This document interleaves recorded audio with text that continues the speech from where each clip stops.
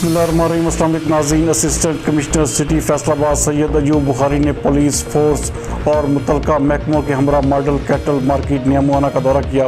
BBC news network के divisional bureau chief मियां एजाज असलम के मुताबिक इस मौके पर उन्होंने पुलिस फोर्स के हमरा ऑपरेशन करते हुए मॉडल कैटल मार्केट नियामुआना के बाहर गैर कानूनी मवेशी मंडी और दुकानें ख़त्म करवाकर सामान मेट्रोपॉलिटन कॉरपोरेशन के हवाले करवा दिया।